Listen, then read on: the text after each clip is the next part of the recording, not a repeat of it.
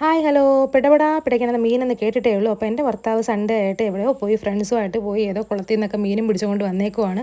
അപ്പോൾ വരാലും കാര്യമാണ് ഉണ്ടായിരുന്നു കേട്ടോ. പിടയ്ക്കുന്ന മീനായിരുന്നു. ഇറങ്ങി ചട്ടിയിൽ നിന്നൊക്കെ ഓടുന്നുണ്ടായിരുന്നു കൊണ്ടുവന്നിട്ടപ്പോൾ എല്ലാത്തിനും ജീവൻ ഉണ്ടായിരുന്നു കേട്ടോ. കൊണ്ടുവന്നപ്പോഴത്തേനും അങ്ങനെ ഓടിയവനെ ഓടിച്ചിട്ട് പിടിച്ച് ചട്ടിയിലിട്ട് കുറച്ച് നേരം കഴിഞ്ഞപ്പോഴത്തേനും അവൻ ഓടി ഓടി തളർന്ന് അവൻ്റെ ദേഹം എല്ലാം ഒരഞ്ഞ് വരി ചോരയൊക്കെ വരുന്നുണ്ടായിരുന്നു.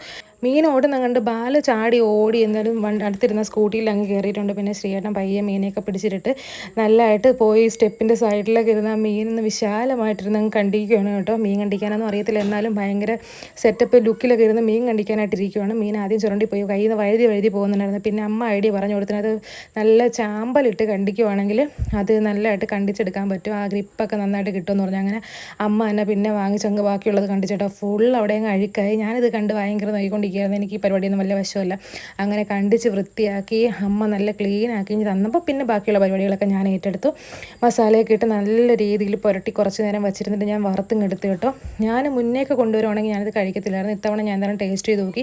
എൻ്റെ പൊന്നോ എന്തൊരു ടേസ്റ്റായിരുന്നു അറിയാമോ. നിറയെ വെളുത്തുള്ളി ഇഞ്ചിയും കുരുമുളകും ഒക്കെ ഇട്ടാണ്, പിന്നെ ഇച്ചിരി വെളിച്ചെണ്ണയും ഉപ്പൊക്കെ ഇട്ട് നന്നായിട്ട് ഞെവടി തേച്ച് കുറച്ച് നേരം വെച്ചിരുന്നിട്ടാണ് ഞാൻ വറുത്തെടുത്തത്. നമ്മളിത് എത്ര നേരം റെസ്റ്റ് ചെയ്യാൻ വെച്ചേക്കുന്നു അത്ര നേരം ഇതിനകത്ത് ഈ മസാല അങ്ങ് പിടിച്ചിട്ട് നല്ല ടേസ്റ്റി ആയിട്ട് വരും കേട്ടോ. നല്ല നാടൻ വെളിച്ചെണ്ണയിൽ അങ്ങോട്ട് ഒഴിച്ചിട്ട് ഞാനിതെല്ലാം പറക്കിയിട്ട് ഇച്ചിരി കറിവേപ്പിലയും കൂടി ഇട്ടിട്ട് നല്ലതായിട്ട് മുരിച്ച് വറുത്തിഞ്ഞ് കോരിയെടുത്തേ. അപ്പോൾ നല്ല ടേസ്റ്റ് ഉണ്ടായിരുന്നു. അങ്ങനെ ഇത്തവണത്തെ സൺഡേ ഊണ് കുശാലായിരുന്നു കേട്ടോ. നാടൻ മീൻ വറുത്തതും കൂട്ടിയിട്ടായിരുന്നു. നമ്മുടെ നാടൻ മീനിൻ്റെ ടേസ്റ്റ് എന്ന് പറയുന്നത് വേറെ തന്നെയാണ് കേട്ടോ. ഞാൻ ഫസ്റ്റ് ടൈം ട്രൈ ചെയ്തുകൊണ്ടാണോ എന്ന് എനിക്കറിയില്ല, എനിക്ക് ഭയങ്കര വെറൈറ്റി ടേസ്റ്റ് ആയിട്ട് തോന്നിയായിരുന്നു.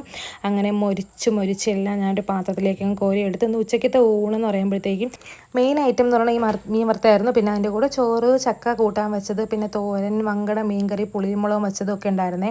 അപ്പോൾ ഇതെല്ലാം കൂടെ കൂട്ടിയിട്ട് ഞാൻ എന്തായാലും ഫസ്റ്റ് ചോറെല്ലാം എടുത്തങ്ങ് ജാനുമോൾ കൊടുത്ത് അവൾ ട്രൈ ചെയ്തിട്ട് എന്താണ് അഭിപ്രായം പറയണമെന്ന് നോക്കാമെന്ന് വിചാരിച്ചു.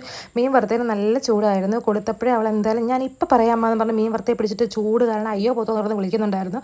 പിന്നെ അവളെല്ലാവർക്കും ഒന്ന് അഡ്ജസ്റ്റ് ചെയ്ത് നിന്നിട്ട് എന്തായാലും ടേസ്റ്റ് നോക്കിയിട്ട് പറഞ്ഞാൽ നല്ല സൂപ്പർ ടേസ്റ്റ് അമ്മ കിടിലാണെന്ന് പറയുന്നുണ്ടായിരുന്നേ.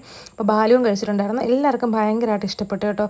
അങ്ങനെ ഞാനും എന്തായാലും ഒരു പാത്രം നിറച്ച് കറികളും ചോറും എല്ലാം എടുത്തിട്ട് ഞാനും ഇരുന്ന് കഴിക്കാനായിട്ട് അങ്ങ് ഇരിക്കുമായിരുന്നേ. അപ്പോൾ അത്രയേ ഉള്ളൂ. നമ്മുടെ വീഡിയോസ് ഇഷ്ടപ്പെട്ടാൽ ലൈക്ക് ചെയ്യുക, കമൻറ്റ് ചെയ്യുക, സബ്സ്ക്രൈബ് ചെയ്യുക. Tata bye bye.